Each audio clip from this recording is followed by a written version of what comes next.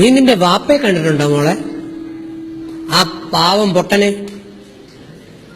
ഇന്നലെ വരെ പലരും പറഞ്ഞും പറ്റിച്ചും കള്ളത്തരം പറഞ്ഞും സൂത്രത്തരങ്ങൾ അഭ്യസിച്ചും സോപ്പിട്ടും സൂത്രം പണിഞ്ഞും ആ ഉപ്പയുടെ വാപ്പയുടെ പണം മുഴുവൻ ഉപയോഗിച്ച് എല്ലാ സാധനങ്ങളും വാങ്ങിക്കുകയും ചെയ്തിട്ട് ആ വാപ്പയ്ക്ക് ഒരുള്ള ചോറ് പോലും കൊടുത്തിട്ടില്ലാത്ത, ഒരു ഉമ്മ പോലും കൊടുത്തിട്ടില്ലാത്ത, അദ്ദേഹത്തിന്റെ തലയൊന്ന് തടവി കൊടുത്തിട്ടില്ലാത്ത, അദ്ദേഹത്തിനെ ഒന്നും സ്നേഹിച്ചിട്ടില്ലാത്ത ഒരു വേദഗ്രന്ഥത്തിൽ എഴുതിയിട്ടുണ്ട്. തന്റെ മകളുടെ കല്യാണം കഴിഞ്ഞ് വീട്ടിലേക്ക് പെൺകുട്ടിയെ കെട്ടിച്ചയക്കുമ്പോ ഉമ്മയേക്കാൾ ഏറെ കൂടുതൽ ശ്വാസം മുട്ടുകയും ടെൻഷൻ അനുഭവിക്കുകയും ചെയ്യുന്നത് ഉപ്പയായ വാപ്പ അച്ഛനാണ് എന്ന്. പക്ഷേ അച്ഛന്മാരെന്ന് പറയുന്ന കഥാപാത്രങ്ങൾ പലപ്പോഴും കരയില്ല. പൊട്ടന്മാരിങ്ങനെ അകത്ത് അമർത്തി കൊണ്ടു നടന്ന് പോണ വഴിക്ക് ഹാർട്ട് അറ്റാക്ക് വന്ന് വീണ് ചാവുന്നതാണ്. ഞാൻ പലപ്പോഴും പല അച്ഛന്മാരോട് പറഞ്ഞിട്ടുണ്ട്, നിങ്ങളൊന്ന് അറിഞ്ഞ് പൊട്ടിക്കര, നിങ്ങളുടെ അസുഖം എത്രയോ മാറും. പക്ഷെ കരയില്ല. ഒരു ദുരഭിമാനങ്ങളാണ് കുറെ അച്ഛന്മാർ. Lights of please. നീ നിന്റെ അച്ഛനെ കണ്ടിട്ടുണ്ടോ മോനെ? നിന്റെ വാപ്പെ, ആ പാവം പൊട്ടനെ. നിനക്ക് ലക്ഷങ്ങൾ വേണമെന്ന് പറയുമ്പോ MBBS വാങ്ങിച്ചു തരാനായിട്ട് ലക്ഷം കൊണ്ട് ബുക്ക് ചെയ്യാനും ഈ ലക്ഷം എവിടെ നിന്ന് വന്നു എന്ന് നിനക്കറിയില്ല. അദ്ദേഹം കഴിച്ചിട്ടില്ല, കുടിച്ചിട്ടില്ല, അദ്ദേഹം ജീവിച്ചിട്ടില്ല. നമുക്ക് വേണം ലക്ഷങ്ങൾ. ആ മനുഷ്യന്റെ അസുഖം എങ്ങനെയെന്ന് അറിയില്ല, അദ്ദേഹം എങ്ങനെയാണ് ജീവിക്കുന്നതെന്ന് അറിയില്ല. നമുക്ക് പരസ്യങ്ങളുടെ അടിമയിലും മറ്റു പല രീതിയിലും അവിടെ പഠിക്കാനും ഇവിടെ പഠിക്കാനും മറ്റെടുത്ത് പഠിക്കാനുമായി ലക്ഷക്കണക്കിന് രൂപ. എത്ര ലക്ഷം? 50 ലക്ഷം, 40 ലക്ഷം, 30 ലക്ഷം. എനിക്കത് കിട്ടണം, കാരണം എന്റെ ഫ്രണ്ട് അവിടെ പോകുന്നു, എന്റെ ബാക്ക് അവിടെ പോകുന്നു. നമുക്കതിന് വരുമാനമുണ്ടോ? നമ്മുടെ അവസ്ഥ എന്താണ്? നമ്മുടെ കുടുംബം എന്താണ്? നമുക്ക് കിട്ടിയ പഠനത്തിൽ ഏറ്റവും നന്നായി പഠിച്ചാൽ മെരിറ്റ് കയറിപ്പോ അവസരമുണ്ട്? ഇല്ല. വാപ്പയെ അറിയാത്ത മക്കൾ, ഉമ്മയെ അറിയാത്ത മക്കൾ. നീ നിന്റെ വാപ്പയെ കണ്ടിട്ടുണ്ടോ മോനെ? ഈ കണ്ണുകൊണ്ടല്ല, പടച്ചോൻ അകത്തൊരു കണ്ണ് തന്നിട്ടുണ്ട്, അകത്തൊരു കണ്ണ്. ആ അകത്തെ കണ്ണുകൊണ്ട് നീ നിന്റെ വാപ്പയെ സ്നേഹിക്കുന്നുണ്ടെങ്കിൽ ഈ കാഴ്ചയൊന്ന് കാണും. ഇന്നു മുതൽ നീ നിന്റെ വാപ്പയെ സ്നേഹിച്ചു തുടങ്ങും, അതിന് യാതൊരു സംശയമില്ല. പക്ഷെ നാളെ രാവിലെ നീ കണ്ണു തുറക്കുമ്പോ നീ ഇന്നലെ വരെ സ്നേഹിച്ചിട്ടില്ലാത്ത നിന്റെ വാപ്പയോട് പടച്ചോൻ പറയുന്നു, നീ ഇനി തിരിച്ചു പോരേന്ന്. നീ കണ്ണു തുറന്നു നോക്കുമ്പോ, നാളെ രാവിലെ ഉണർന്നു നോക്കുമ്പോ നിന്റെ വാപ്പ മയ്യത്തായി കിടക്കുന്നു എന്നൊന്ന് വിചാരിക്കുമോളെ. ചുമ്മാ ഒരു വഴിക്ക് പോവേയില്ലേ, ഇരിക്കട്ടൊരെണ്ണം. നീ സ്നേഹിച്ചിട്ടില്ലാത്ത, എത്ര വർഷം കൊണ്ട് സ്നേഹിച്ചിട്ടില്ലാത്ത, കഴിഞ്ഞ 5 വർഷത്തിലേറെയായി വാപ്പയെ അറിയാൻ ശ്രമിക്കാത്ത മകൾ, ഒന്ന് ഇമാജിനേറ്റ് ചെയ്യും. നാളെ രാവിലെ മയ്യത്തായി മരിച്ചു കിടക്കുന്ന ആ ശരീരം പിന്നെ ഇല്ല. പിന്നെ നിനക്ക് ആനയാവാനും ചേനയാവാനും ലക്ഷങ്ങൾ എവിടെ നിന്ന് വരും എന്ന് നീ ഊഹിക്കണം, ചിന്തിക്കണം. അപ്പൊ ജീവിച്ചിരിക്കുമ്പോ മനുഷ്യന്റെ വില എന്താണെന്ന് അറിയണം, മരിച്ചു കഴിഞ്ഞിട്ടല്ല. ഇന്നത്തെ കേരളത്തിന്റെ ശാപം എന്ന് പറയുന്നത് നമ്മൾ അർഹിക്കുന്നവരെ ആദരിക്കുന്നില്ല, ബഹുമാനിക്കുന്നില്ല. ഖുർആൻ പഠിപ്പിക്കുന്നത് എന്താണ്? അറിഞ്ഞാദരിക്കണം, ബഹുമാനിക്കണം എന്ന്. നമ്മളോ അറിഞ്ഞാദരിക്കില്ല, ബഹുമാനിക്കില്ല. ജീവിച്ചിരിക്കുമ്പോ വില കൊടുക്കൂല, മരിച്ചു കഴിയുമ്പോ പൊക്കിക്കൊണ്ട് കിടക്കും, അല്ലെങ്കിൽ ലാസ്റ്റ് സ്റ്റേജിൽ പൊക്കിക്കൊണ്ട് കിടക്കും, ചെറുപ്പത്തിലേ കൊടുക്കൂല. പക്ഷെ നിങ്ങൾ അങ്ങനെ ആകാൻ പാടില്ല. നീ നിന്റെ അച്ഛനെ സ്നേഹിക്കുന്നുണ്ടെങ്കിൽ വാച്ച് ദിസ് ക്ലിപ്പ്. ഇതൊരു ജപ്പാന്റെ ക്ലിപ്പിംഗ് ആണ്. ജപ്പാനാണ് ഏറെ മൂല്യങ്ങൾക്ക് ഇമ്പോർട്ടൻസ് കൊടുത്ത് ക്ലിപ്പുകൾ ഇറക്കുന്നത്. കാരണം അവരുടെ അച്ഛന്റെ അമ്മയുടെ ഒക്കെ വിലകൾ, നന്ദിയുടെ വില. Thank you. നമുക്ക് കണ്ടു നോക്കാം. ഒരു മകൻ വാപ്പ വാങ്ങിച്ചു കൊടുത്ത ഗിറ്റാറുമായി ആലോചിക്കുക, എങ്ങനെയാണ് എന്റെ വാപ്പ ഈ ഗിറ്റാർ വാങ്ങിത്തന്നത്? അവൻ ആലോചിക്കുകയാണ്. മരക്കട്ട പോലെ ഇരുന്ന് ആലോചിക്കാതെ സ്വന്തം വാപ്പ ഓരോന്നും വാങ്ങിച്ചു തന്നതിനെ കുറിച്ച് ആലോചിക്കുക. ഈ നടക്കുന്ന വാപ്പയെ സ്വന്തം വാപ്പയുടെ മുഖം വെച്ച് ആലോചിക്കും. ആ മകനും വാപ്പയും തമ്മിലുള്ള സ്നേഹം ഒന്ന് കാണും. Lights of please. ഒരു വാപ്പയും മകനും പോകുന്ന പോക്ക് കണ്ടോ? ആ വാപ്പയും മോനും തമ്മിലുള്ള സ്നേഹം കണ്ടോ? ആ വാപ്പയുടെ മുഖം നോക്കിയേ, നിങ്ങളുടെ സ്വന്തം വാപ്പയുടെ മുഖം നോക്കിയേ. ഈ ലൈറ്റ് വീണ്ടും പിശാചിന്റെ ഈ ലൈറ്റ് ഓഫ്, ഈ ലൈറ്റ് ഗിറ്റാറാ. ഞാൻ എവിടെ പോയി വാങ്ങിക്കാനുണ്ടാ? എനിക്ക് അതിനുള്ള പൈസ ഇല്ലല്ലോടാ. വാപ്പ, എനിക്ക് ഗിറ്റാർ വേണം. നിനക്ക് സ്മാർട്ട് ഫോൺ വേണം, മൊബൈൽ വേണം, ലാപ്ടോപ്പ് വേണം, എല്ലാ സാധനങ്ങളും നിങ്ങൾക്ക് വേണം. ആ വാപ്പയും പോകുന്നു. ആ വാപ്പ മകനെ തോളിലെടുത്തുകൊണ്ട് നടക്കുന്നു. നിങ്ങളുടെ വാപ്പമാർ എത്ര വർഷം തോളിലെടുത്തുകൊണ്ട് നടന്നിട്ടെന്ന് അറിയാം മോനെ? നീ ഇപ്പൊ തടിയനായി, നിനക്ക് നിന്റെ വാപ്പ എടുക്കാനുള്ള ആരോഗ്യമായി. പക്ഷേ നിന്നെ എത്രയോ വർഷം ഇങ്ങനെ തോളിലെടുത്തുകൊണ്ട് നടന്നതാണ്. ഈ ലൈറ്റ് ഇത്രയും നേരം ഓഫായി കിടന്നതല്ലേ? ഓഫ്. ദാ സൈക്കിൾ പോകുന്നു, ആ ചെരുപ്പ് തേയുന്നു, വാപ്പ സൈക്കിളും എടുത്തുകൊണ്ട് ഇറങ്ങുന്നു.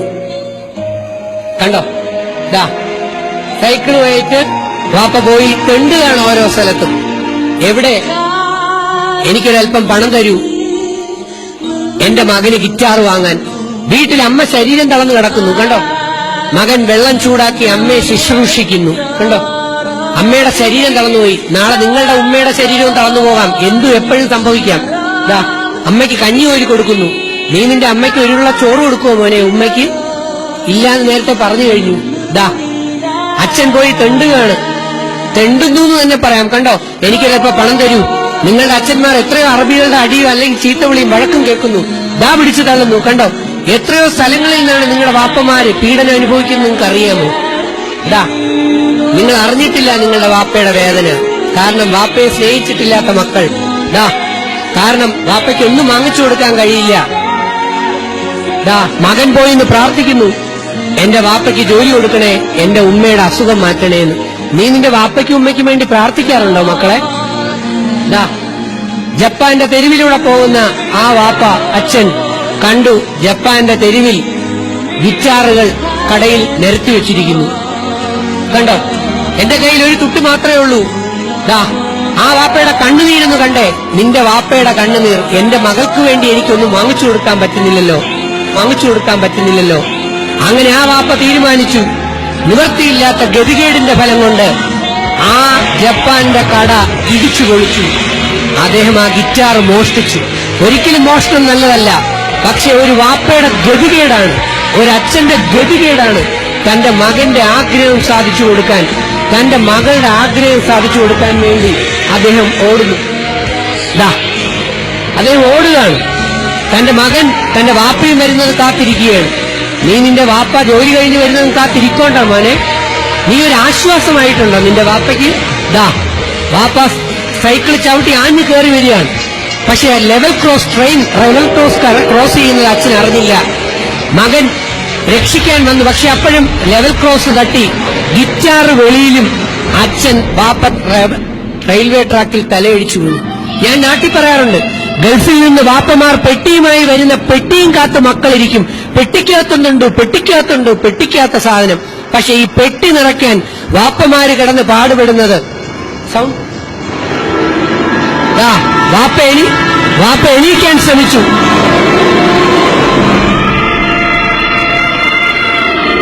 പക്ഷെ അതിനേക്കാൾ സ്പീഡിൽ ട്രെയിൻ കയറി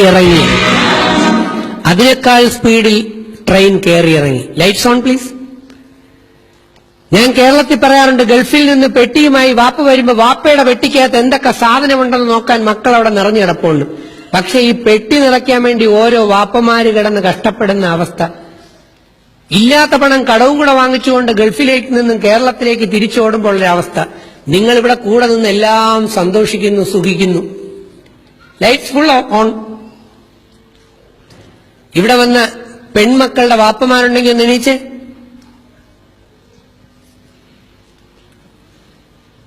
ഈ വാപ്പമാരെ സ്നേഹിക്കാൻ താല്പര്യമുള്ള ഇവരുടെ പെൺമക്കളുണ്ടെങ്കിൽ ഒന്ന് എണീച്ച്.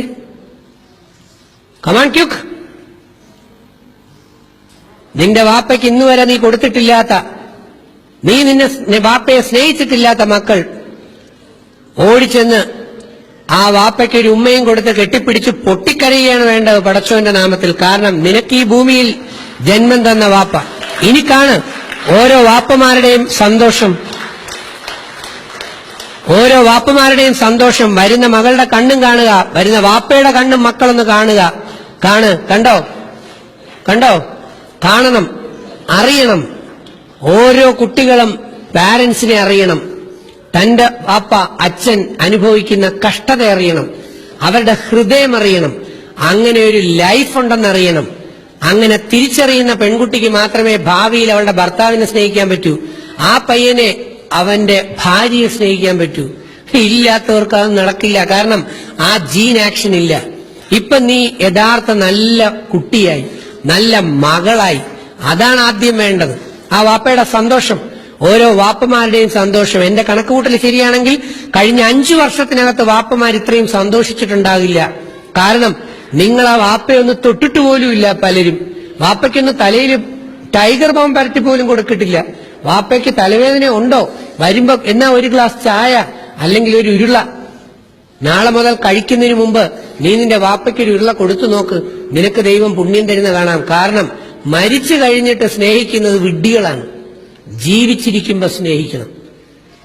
മരിച്ചു കഴിഞ്ഞതിന് ശേഷം പൊട്ടിക്കരഞ്ഞ് നാട്ടുകാരെ കാണിക്കും, ആൾക്കാരെ കാണിക്കും.